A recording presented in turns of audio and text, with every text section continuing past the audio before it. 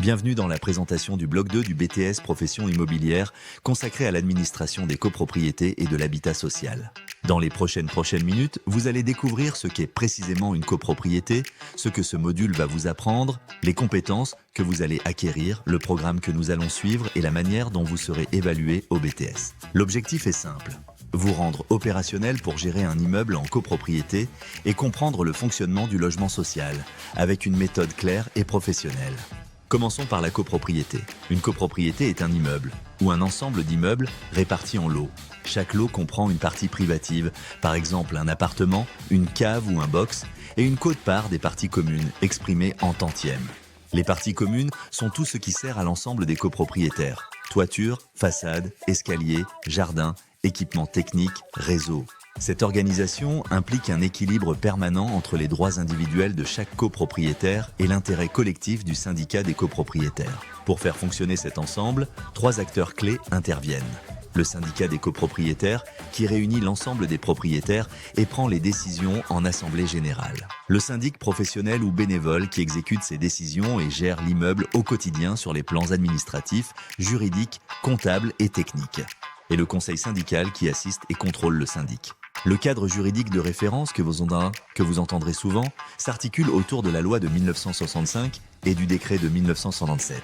Retenez surtout l'esprit de ces textes. Organiser la vie collective, protéger les intérêts de tous et prévoir des règles claires pour décider, financer, entretenir et régler les désaccords. Voici maintenant les objectifs du module. À l'issue de ce bloc, vous devez être capable de lire et d'exploiter les documents fondamentaux d'un immeuble en copropriété, comme le règlement de copropriété, l'état descriptif de division, les procès-verbaux d'assemblée générale et les contrats d'entretien. Vous saurez préparer, conduire et suivre une assemblée générale depuis l'ordre du jour et la convocation jusqu'à la rédaction du procès-verbal et l'exécution des décisions. Vous apprendrez à tenir une gestion administrative et comptable claire avec l'élaboration du budget prévisionnel, la répartition des charges, les appels de fonds, le suivi des comptes et le traitement des impayés. Vous verrez comment coordonner l'entretien, les travaux, la sécurité, la gestion des sinistres et, le cas échéant, la gestion du personnel d'immeuble. Vous saurez prévenir et traiter les contentieux avec méthode. Enfin, vous situerez la place du logement social dans le secteur, quelles sont les conditions d'accès, comment se déroule l'attribution et comment se fait l'accompagnement des occupants. Concrètement, quelles compétences allez-vous acquérir et surtout démontrer ? D'abord, une compétence d'analyse juridique. Repérer rapidement ce qui s'applique au cas donné, identifier les bonnes majorités de vote, lire un règlement de copropriété et en tirer les conséquences pratiques sur la répartition des charges ou la destination de l'immeuble.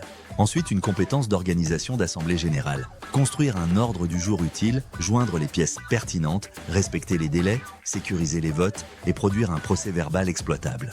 Vous développerez une compétence de gestion budgétaire. Bâtir un budget prévisionnel argumenté, expliquer les postes de dépenses, anticiper les travaux, suivre les comptes et justifier les appels de fonds auprès des copropriétaires. Vous apprendrez à conduire un recouvrement efficace et graduel des impayés, à tracer chaque étape et à respecter les délais. Vous renforcerez votre pilotage opérationnel. Programmer l'entretien, suivre les contrats, contrôler la qualité et les coûts, communiquer avec les occupants et les prestataires. Si l'immeuble emploie un gardien ou un employé d'immeuble, vous verrez les points clés de droit du travail et d'organisation. Enfin, vous acquérez une compétence d'accompagnement sur le logement social. Expliquer les critères d'éligibilité, guider un demandeur dans la constitution du dossier, comprendre le rôle de la commission d'attribution et les obligations du locataire. Sur l'ensemble, vous cultiverez une posture professionnelle. Clarté, pédagogie, neutralité, respect du RGPD, traçabilité écrite et gestion des priorités. Voici le programme que nous allons suivre. Nous commençons par la présentation d'une copropriété pour poser toutes les bases. Structure des lots, tantièmes, documents essentiels et rôle des organes. Puis nous abordons la conclusion du contrat de syndic. Comment choisir le mode de gestion, ce que doit contenir un contrat type, la durée du mandat, la rémunération et le vote en assemblée. Ensuite, nous verrons le processus de décision, la préparation et le déroulement d'une assemblée générale, les règles de majorité, la rédaction du procès-verbal, l'exécution et la contestation des décisions. 4e étape, la gestion administrative et comptable. Construction du budget, appel de fonds, suivi des comptes, obligation de diffusion et de conservation des documents et traitement de la mutation d'un lot avec l'état daté. 5e volet, la gestion du personnel. Quand recruter, quel contrat, quelle mission, comment organiser et évaluer et quand préférer l'externalisation. 6e chapitre, la gestion des contentieux. Prévention par la communication, traitement des impayés avec une graduation claire, résolution amiable ou judiciaire des litiges techniques et des troubles de voisinage. Enfin, nous terminons par le logement social. Définition, catégorie, critères d'éligibilité, constitution du dossier, commission d'attribution, droits et obligations du locataire et suivi. Passons aux modalités d'évaluation au BTS en lien direct avec ce bloc. Vous serez évalué sur une épreuve professionnelle à fort coefficient qui teste votre capacité à analyser un dossier, appliquer les règles, justifier vos décisions et proposer un plan d'action réaliste. Attendez-vous à travailler sur une étude de cas centrée sur une copropriété. On vous remettra des documents comme un procès-verbal d'assemblée, des extraits de règlement, des devis de travaux, un tableau de charges, un courrier de copropriétaire, un planning ou un bilan. Les questions typiques portent sur la majorité applicable à une résolution, la manière de convoquer une assemblée et de construire l'ordre du jour, l'élaboration d'un budget ou d'un appel de fonds, un plan de recouvrement des impayés, la gestion d'un sinistre ou la constitution d'un dossier de logement social. La bonne méthode le jour J consiste à lire rapidement l'ensemble du dossier, à repérer les dates, les obligations et les points sensibles, puis à traiter chaque question avec une structure simple. Rappeler le contexte, énoncer la règle applicable, l'appliquer au cas, conclure par une décision argumentée et opérationnelle.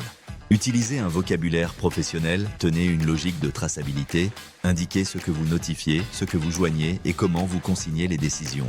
Dès maintenant, mettez en place quelques réflexes. Dressez une fiche simple des majorités de vote et des documents indispensables d'une assemblée. Entraînez-vous à rédiger un ordre du jour clair avec des résolutions formulées de manière précise et votable.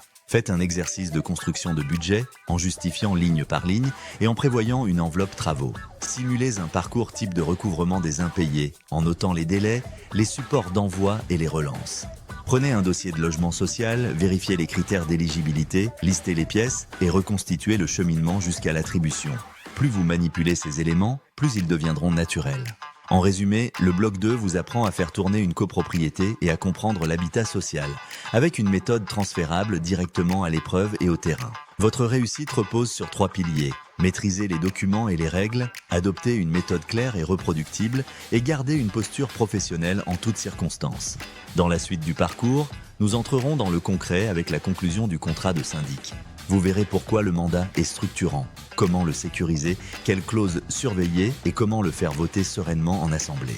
Prenez une respiration, gardez votre curiosité active et on continue.